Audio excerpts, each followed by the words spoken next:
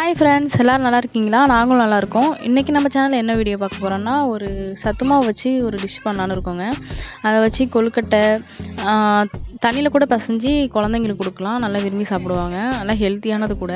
அதில் என்னென்ன இன்க்ரீடியன்ட் பார்த்தீங்கன்னா, கோதுமை மாவு, வெல்லத்தோல், அதில் சோயா மாவு, இது என்னமோ ஹெல்த்தியாக தாங்க நிறைய சேர்த்துருக்காங்க.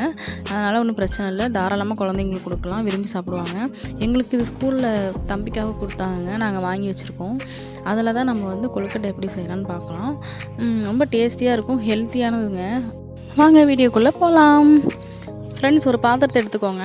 அதில் உங்களுக்கு எவ்வளோ தேவைப்படுமோ, எத்தனை பேர் இருக்காங்களோ அதுக்கு தகுந்த மாதிரி மாவு கொட்டிக்கிட்டு ஏலக்காய் பொடி சேர்த்துக்கலாங்க. ஃப்ளேவருக்காக அது கொஞ்சம் நல்ல மனம் கொடுக்கும்.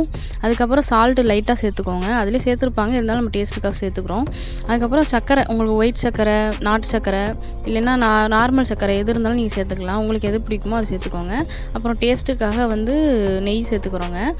நல்லா எல்லாத்தையும் போட்டு நல்லா வந்து கையை வச்சு நல்லா தண்ணி தெளித்து நல்லா பிசைஞ்சுக்கோங்க. தண்ணி ஒரேடியாக ஊற்றிடக்கூடாதுங்க. தெளித்து தான் பிசையணும். அப்போ தான் நமக்கு வந்து அந்த பதத்துக்கு வருங்க, கொழுக்கட்டை பதத்துக்கு. புட்டுக்கும் சரி இதுக்கும் சரிங்க. இதில் புட்டு செய்யலாம். ஒரு நாள் புட்டு செய்கிறது எப்படின்னு நாங்கள் சொல்லி காமிக்கிறோம். இந்த மாவு நல்லா தெளித்து நல்லா பிசைஞ்சிக்கோங்க. கொழுக்கட்டை பதத்துக்கு வரணுங்க. அப்படி பிடிச்சா வந்து கொழுக்கட்டை பிடிக்கிற மாதிரி பதத்துக்கு வரணும். அதுக்கப்புறமா தான் வந்து நம்ம தேங்காய் சேர்க்க போகிறோம். உங்களுக்கு எவ்வளோ தேங்காய் பிடிக்குமோ அவ்வளோ நீங்கள் சேர்த்துக்கலாம். நாங்கள் நெய்யில் வச்சு சேர்த்துருக்கோம். உங்களுக்கு நெய் பிடிக்குன்னா நெய்யில் கூட நீங்கள் வறுத்துக்கலாம், இல்லை சும்மா கூட போட்டு பிசைஞ்சிக்கலாம்.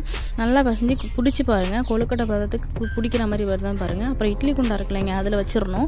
இட்லி குண்டாவில் நல்லா பிடிச்சி கொழுக்கட்டை மாதிரியே நம்ம நார்மல் கொழுக்கட்டை எப்படி பிடிக்கணுமோ அதுமாரி பிடிச்சி அதில் வைக்க வேண்டியதாங்க. வச்சுட்டு எப்பொழுதும் போல் கொழுக்கட்டை வேக வைக்கிற மாதிரியே வேக வச்சு எடுத்துக்கலாங்க.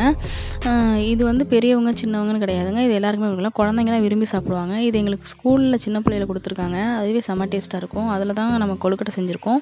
நீ பாருங்கள், வேக வச்சோன்னா எவ்வளோ ஒரு கலர்ஃபுல்லாக இருக்குன்னு. செம்ம டேஸ்ட்டாக பஞ்சு மாதிரி இருந்துச்சுங்க, சாப்பிட்றதுக்கு நல்லா இருந்துச்சு. இந்த வீடியோ உங்களுக்கு பிடிச்சிருந்தா லைக் பண்ணுங்கள், ஷேர் பண்ணுங்கள், கமெண்ட் பண்ணுங்கள். பாய்.